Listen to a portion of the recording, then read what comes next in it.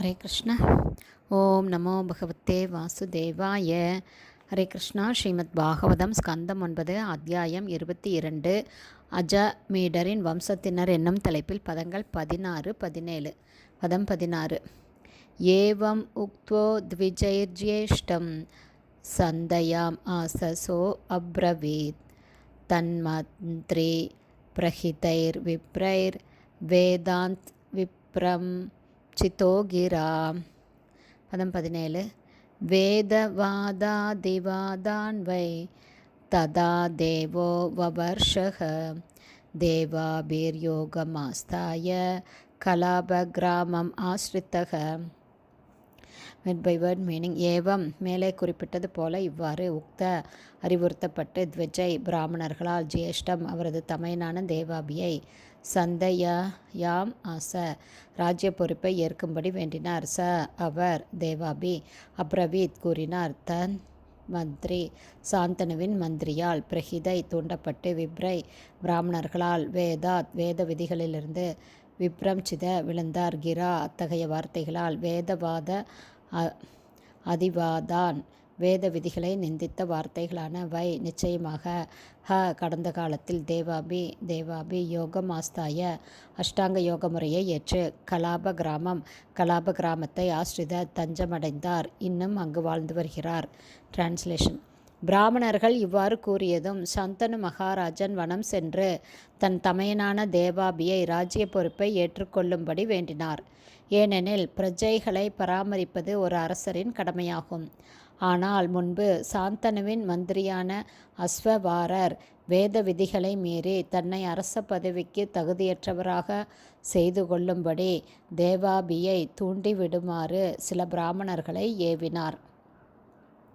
அந்த பிராமணர்களும் தேவாபியை வேத கொள்கைகளிலிருந்து விலக செய்தனர். எனவே சாந்தனுவால் கேட்டுக்கொள்ளப்பட்ட பொழுது அரச பதவியை ஏற்றுக்கொள்ள தேவாபி சம்மதிக்கவில்லை.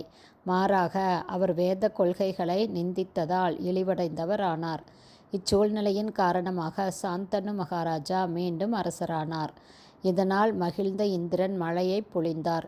தேவாபி பிறகு அஷ்டாங்க யோக மார்க்கத்தை ஏற்று தன் மனதையும் புலன்களையும் அடக்குவதற்காக கலாப கிராமத்திற்கு சென்றார்.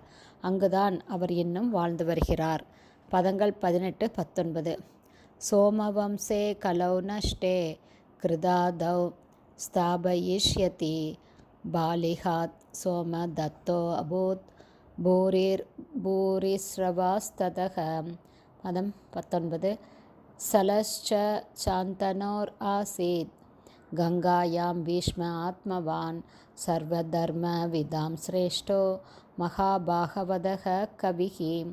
Word by word meaning. சோமவம்சே சந்திரவம்சம் கலௌ இக்கலியுகத்தில் நஷ்டே மறைந்துவிடும் பொழுது கிருதாதவ் அடுத்த சத்திய யுகத்தின் ஆரம்பத்தில் ஸ்தாபயிஷ்யதி ஸ்தாபிப்பார் பாஹ்லிஹாத் பாலிகரிலிருந்து சோமதத்தர் அபூத் உண்டானார் பூரிஸ்ரவர் அதன் பிறகு சலன் என்ற ஒரு மகன் சாந்தனுவிலிருந்து ஆசீத் உண்டானார்.